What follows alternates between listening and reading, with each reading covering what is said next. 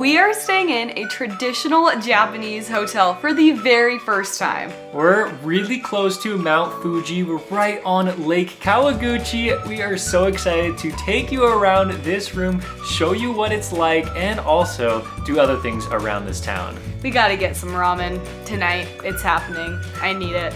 So first, room tour, and then that. We are just gonna start from the beginning of the room. So when you first walk in, you have to take off your shoes. They do have little slippers for you to wear if you want to put them on, but we just go barefoot most of the time. So we come into the main bedroom here. It's like bedroom, living room, dining room, all in one. We have these beds that are on the floor. I'm honestly super nervous to sleep on these. I have no idea how it's gonna be like comfortable. Oh, it's like, it's soft, I think. We have this nice little traditional Japanese table where you sit on the ground. This is pretty cool. I'm sure we're gonna be eating some meals here. And if we're being honest, it'll probably be onigiri from Lawson's. But we do have an air conditioner, which is super nice. I'm not sure that we're gonna be needing it because it's kind of cold actually, but tomorrow it's supposed to heat up. So fingers crossed that we can see Mount Fuji then. Right out this window, we actually should be able to see Mount Fuji when it's clear. Like we can see just like a little bit of it, but not so great. But the best part is actually this view, which I'll save for the end. What I find really interesting about this room is the flooring. We believe that there might be some wood underneath, but like these green, they're just like green mats, possibly made out of like bamboo. It's like really soft when you walk on it. It feels really good on your bare feet, or I guess I'm wearing socks right now. And we come over here to this closet. We actually haven't even opened them yet. Let's go see what's inside. Try not to step on our beds. Oh, are those extra beds? I think it's extra, yeah, just like extra pads. I think feels pretty similar. Maybe this is even like more padding than what we have here on the ground in case we want to use those. Maybe we should use those. And there's more pillows in there too. And what I think is really cool about this sliding door, let's see, you can completely close off this room to like the entry area and the bathroom over there. And we have the bath towel. There's like other amenities here that they gave us. We also found these, which Jenny said you probably tie it around your robe because they have a public spa here, well, a public bath, and you are supposed to be naked when you go in there. It's men and women separated, and then you can just enjoy it, but you have to come in with your robes. So that's what these are for, and I am assuming that these are the robes that you would use. They said like you have to use these specific robes before you go in, and then naked once you get into the water. So we have one sink out here, and then we open this door, and we have our whole bathroom. We also put little slippers here if we want to use those before going into the bathroom. Japanese toilets are really, really nice. We've had like heated seats, bidets, the whole shebang for the whole time we've been in Japan. But this is pretty much just a normal toilet. Nothing special about it. Little bit old and rickety. And then we have a bath, which is cool. We haven't had a bath yet. It's a pretty standard bathroom, nothing really special. Then we have a second sitting area. These chairs are not on the ground. They're still pretty low, but they're really comfortable. This is the best spot in the entire room, and I'm about to show you why. This view that we have is insane. It is so beautiful. We also have a fridge here and a kettle to warm up water if we want tea or if we want to buy some ramen. Wow, you picked a good hotel, Jenny. Thank you. This is such a unique experience, and I am so excited about it to try to sleep tonight. And we're definitely gonna have to go into the public bath and be naked with strangers, which is something that we've never done before. But now it is time to go find some ramen because we are starving. This is what the outside of the hotel looks like. It's called Kawaguchiko Hotel, and that is Kawaguchiko. That's the name of the lake. The building is so stinking cute. It is adorable. And the lake is right there. It is so gorgeous. I am just in love with this place. There's a little swan just drinking some water and doing whatever swans do.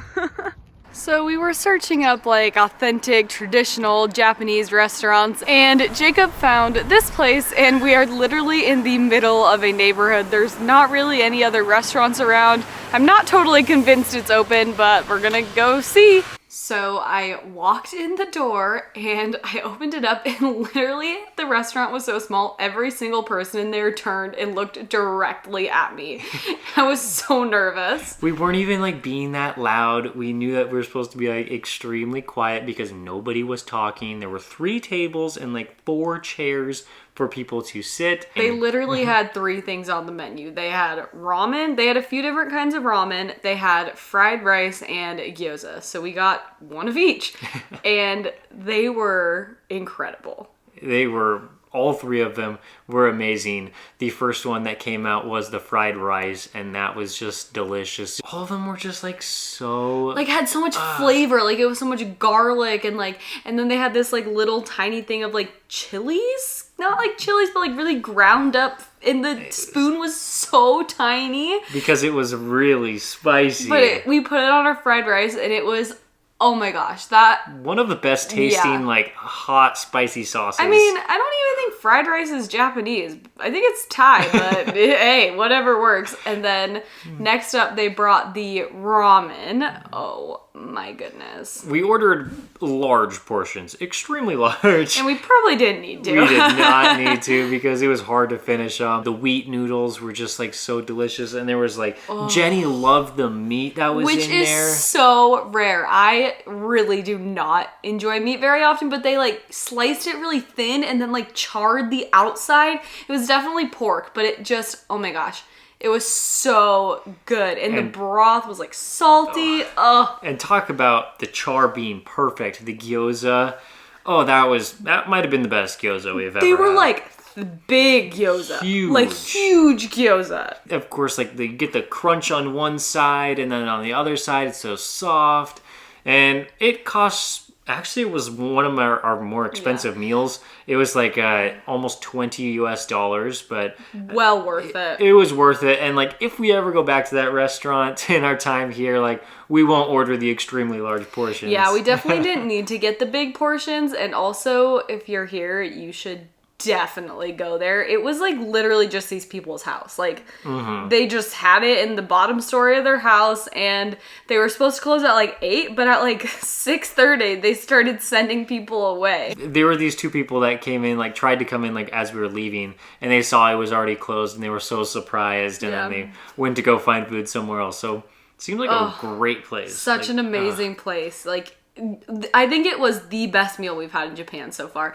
And it was so fun sitting on the ground. Like we haven't done that yet while eating a meal. So felt very authentic, just like this place that we are. And we're going to have to try to figure out how to sleep on the ground now. Yeah, we sat on the ground, we ate a meal on the ground, and now it's time to sleep on the ground. I'm gonna go take a shower first though and get into my PJs. I just got out of the warmest bath. For some reason it was like cold. My stomach was full of ramen and gyoza, and just taking a warm bath just sounded perfect. I know we should have gone to the public bath, but I just got nervous. I don't know. So I'm in my like little robe here, and I think we're just gonna edit now and then go to sleep.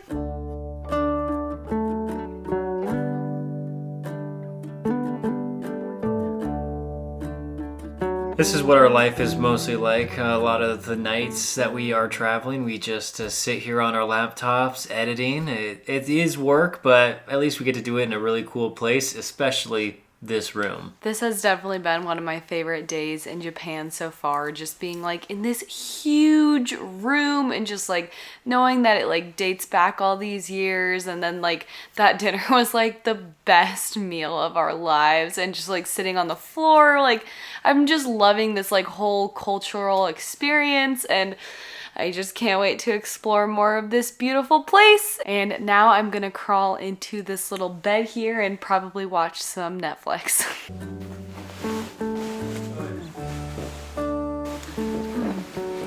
This pillow is so comfortable. Oh, this is actually pretty comfortable. I think I'm gonna sleep like a baby tonight.